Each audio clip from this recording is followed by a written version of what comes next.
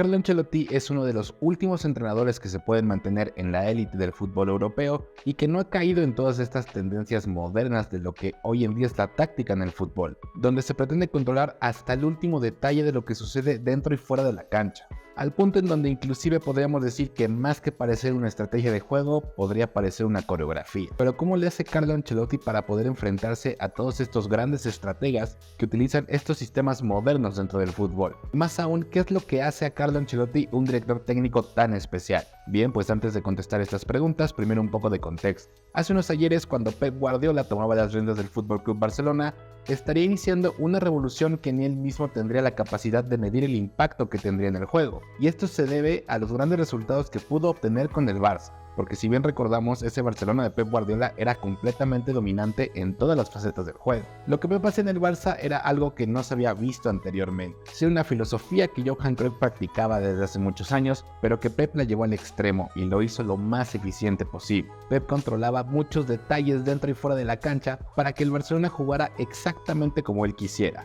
Y además de esto, practicaban estos sistemas dentro del terreno de juego en el cual el jugador ya sabría qué tenía que hacer de acuerdo a lo que estuviera pasando con el rival. Todo siempre planificado por la gran mente maestra de Pep Guardiola. E indudablemente este fue uno de los puntos de quiebre en la historia del fútbol, porque a partir de que Pep Guardiola tuvo estos excelentes resultados con el Barça, muchos equipos alrededor del mundo comenzaron a intentar copiar lo que estaba haciendo Pep Guardiola en España e implementarlo en sus equipos. Claro, como no tenían a la mente maestra de Pep, los equipos alrededor del mundo lo empezaron a hacer de manera institucional, es decir, en conjunto con el presidente deportivo, en conjunto con el director técnico, en conjunto con el entrenador, se ponían todos de acuerdo para poder establecer estos sistemas de juego, estas estructuras que al final pasarían a ser el protagonista del fútbol, dejando inclusive a los jugadores en segundo plano. Esto, por ejemplo, lo podemos ver mucho en un equipo como el Bayern Múnich, que lleva muchos años utilizando la misma formación, utilizando los mismos patrones de ataque, y que en lugar de tener un jugador que sea muy habilidoso y adaptarse al esquema de juego alrededor de dicho jugador, más bien lo que hacen es que buscan jugadores que se puedan adaptar al sistema de juego que el Bayern Múnich propone.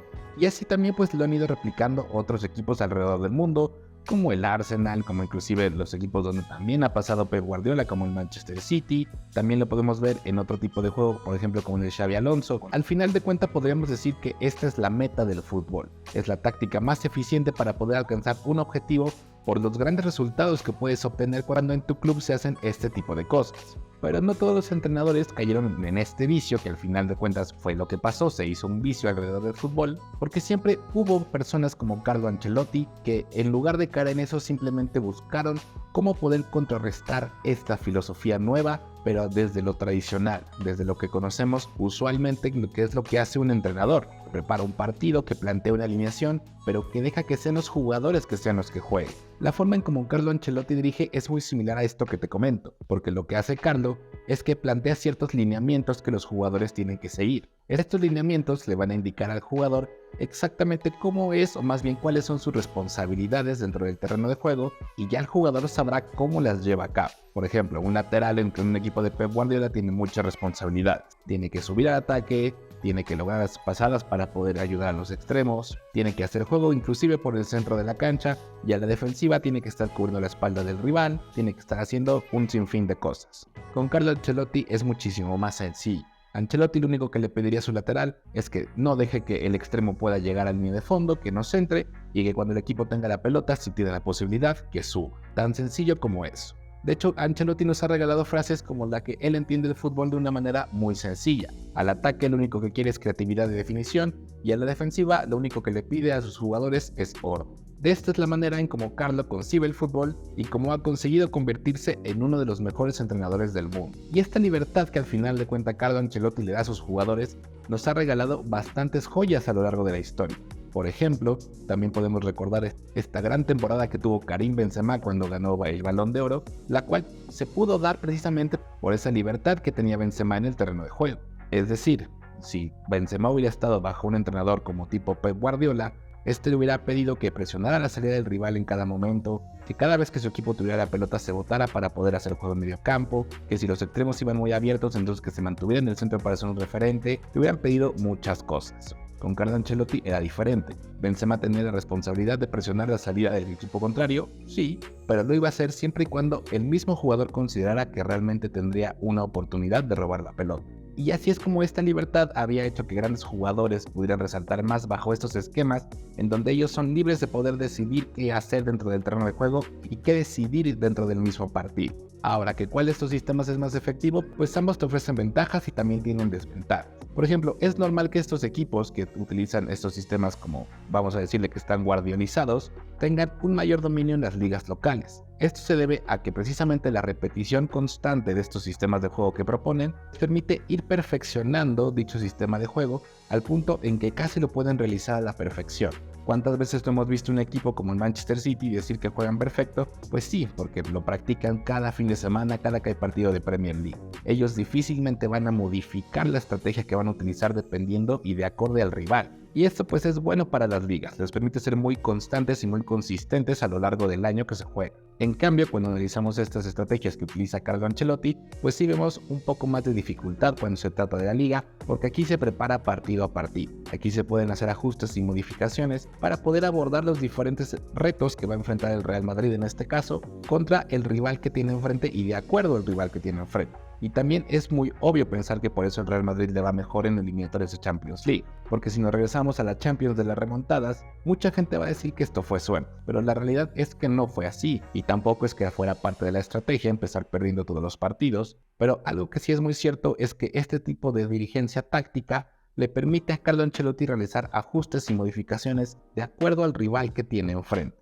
Por lo cual uno puede prepararse mejor de acuerdo al partido, de acuerdo a las necesidades, de acuerdo a las mismas deficiencias que tiene el rival que está enfrente.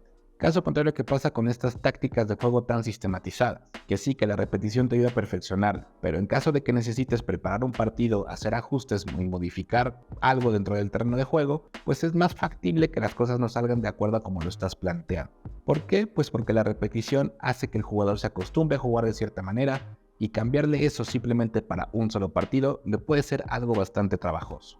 Esto de los beneficios que ofrece darle libertades a tus jugadores tiene que ver también mucho con el manejo de vestidor, porque al momento de que tú planificas absolutamente todo y tienes estrellas, por ejemplo como en el PSG, Messi, Neymar y Mbappé en su momento, pues al momento de que planteas una defensiva tendrías que estar contemplando que ellos tres vas a tener que sacrificar a alguno, a que haga labores defensivas, a que gaste parte de su potencial físico en defender, o vas a tener que planificar que otras zonas de la cancha se vean muy afectadas por la sobrecarga de trabajo que van a tener. Entonces, pues sí, ambos tienen ventajas y desventajas, pero Carlo Ancelotti ha logrado hacerle frente a esta táctica que ha sido muy eficiente al momento de dominar encuentros o al momento de dominar ligas y lo ha hecho de esta forma tradicional. Y creo yo que eso lo hace un técnico bastante excepcional. Él conoce perfectamente a sus jugadores al punto en el que con solamente ver lo que está sucediendo en el terreno de juego puede darse cuenta de qué es lo que necesitan para poder rendir mejor. No necesita que se lo digan, no necesita absolutamente nada de eso. Cuando el Madrid necesita un hombre más en media cancha, él sabe que puede rotar, sabe que a quién puede meter y sabe exactamente cómo impactar de manera positiva en su equipo